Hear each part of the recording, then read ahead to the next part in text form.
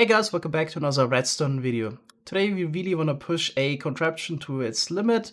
I got two more concrete powder to concrete converters I want to show you. So a couple of weeks ago I've already shown two designs. So the first one was the vanilla version, which was able to convert 72k concrete powder to concrete per hour.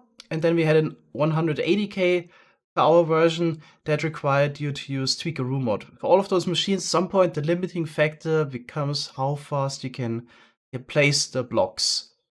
When trying to push the game to its limits, you sometimes run into issues that could be described as bugs. And in this case here, we also had those problems. We didn't really find a nice way to work around it without changing how we do things. So in order to use this machine here reliably, you would require a server-side carpet bot.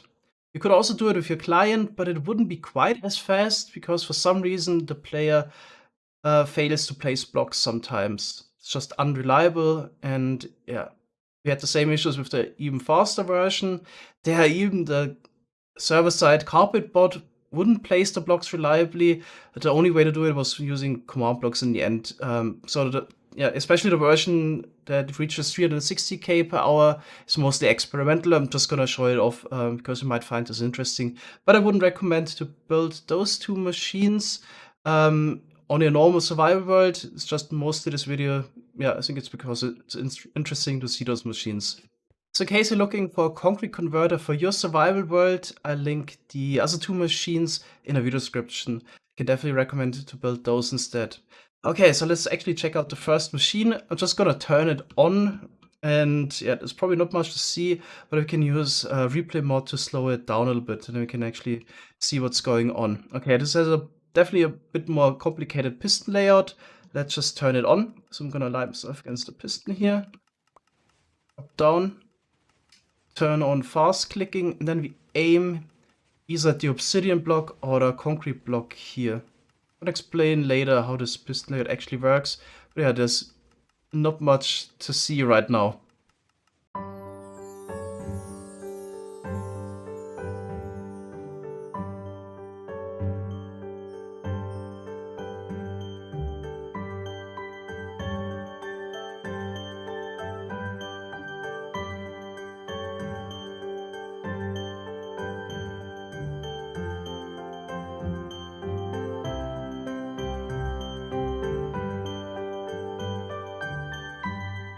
Alright, things are happening really fast here.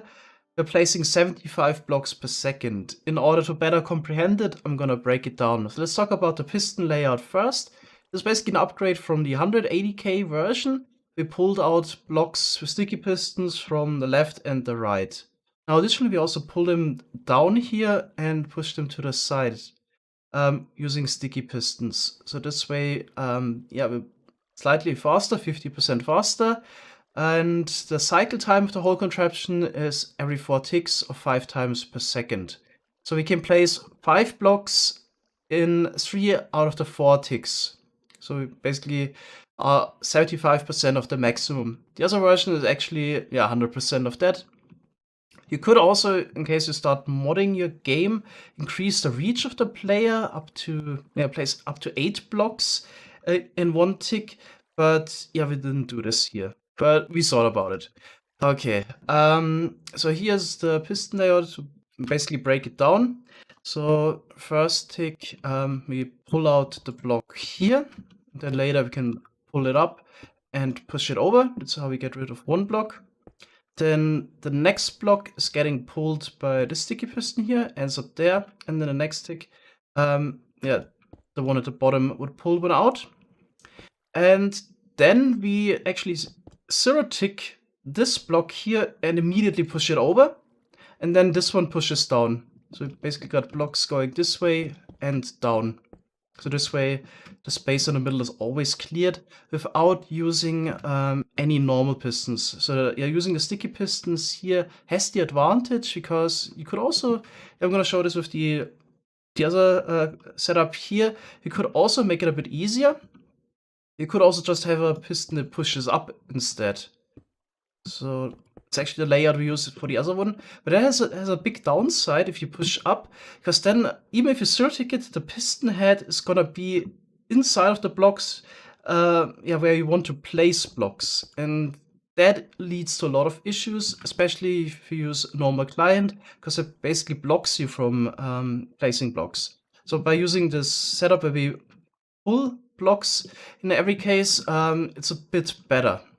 There's a little bit more for the piston layout because we ran into another issue. The 180K version, we basically just had normal blocks here. We could place the concrete powder on, and then they would get pulled to the side. This time we also have the pistons here at the bottom.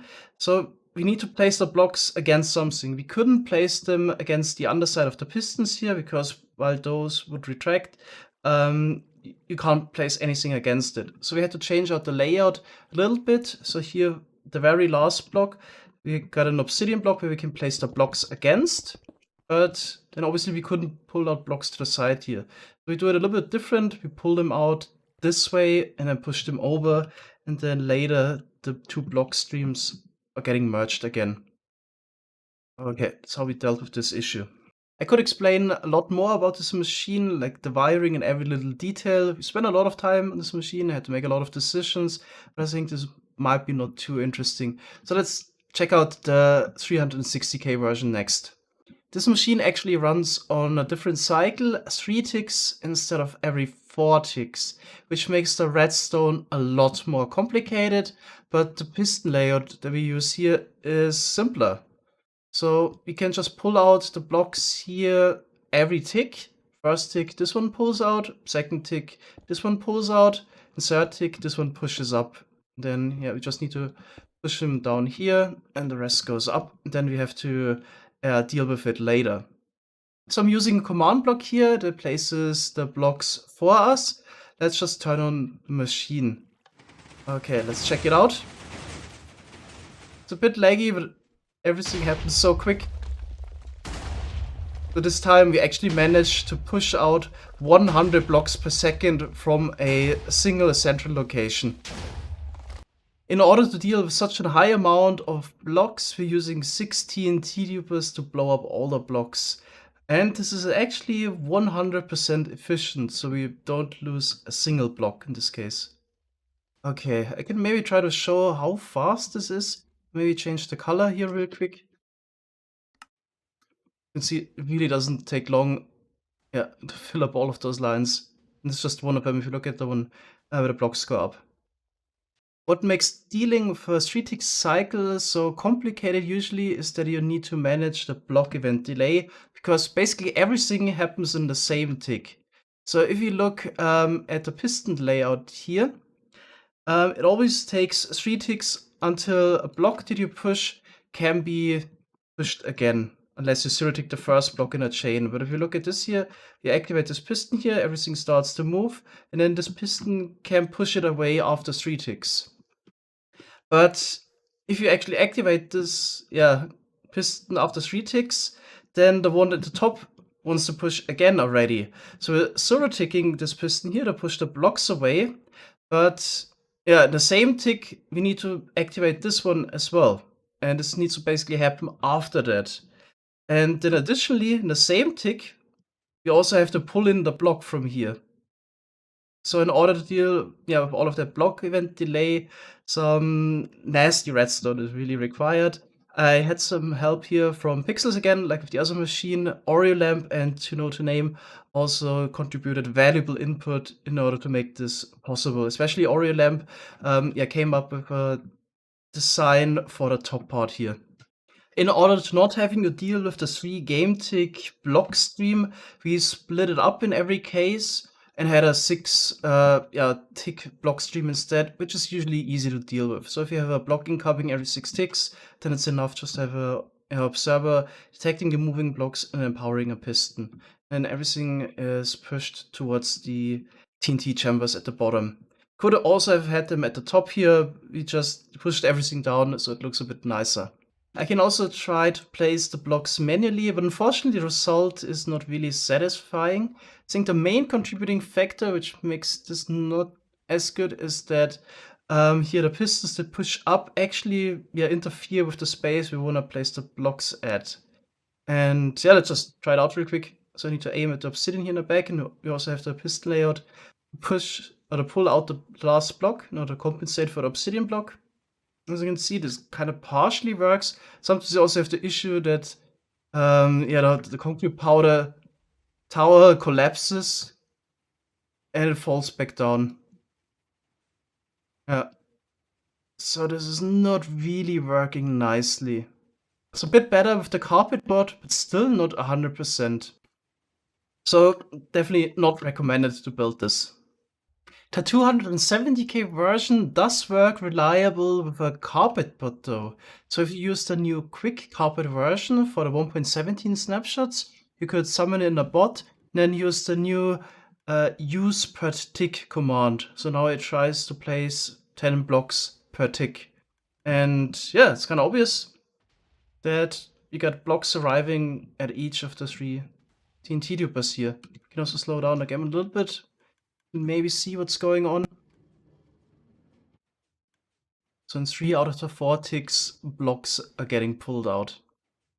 If you use a carpet bot for the even faster version, you can see that it's almost working. So we got blocks arriving pretty much everywhere, but it only works at 330k per hour instead of 360k per hour. So this block stream here, for some reason, only receives a block every second cycle. So every 12 ticks instead every 6 ticks, like this one here. And I really have no idea why this is happening. So we got a server-side bot that doesn't work reliable. We had already spent a lot of time designing this machine here and concrete converters in general, and then just left it at that, since we don't really have an intention to build this ourselves in survival. It was just mostly, it was a project that interested us, but we didn't really find a solution for this unreliability issue, but there might be a solution for it. Anyway, so in case you want to use the 270k version, this should work with quick carpet and the carpet bots. There's 15 droppers you need to fill up, and they would give you exactly the amount of items you will need. This machine here is also directional, because the zero-tick generators to be used here are very simple, but they are directional. So in case you just always build it in the same direction, it will work 100% of the time, but might not work if you rotate it. So this one is basically built southeast axis. Also, the whole blowing up the blocks also yields 100% of the blocks in item form, so you wouldn't lose a single item using this contraption here. In case you want to check this out, I think this time I'm gonna leave a world download in the video description. I don't think the content safts that steal my contraptions and make block by block tutorials on them are too interested in those ones here. Alright, that's it for today. Thanks guys for watching and see you next time. Bye bye.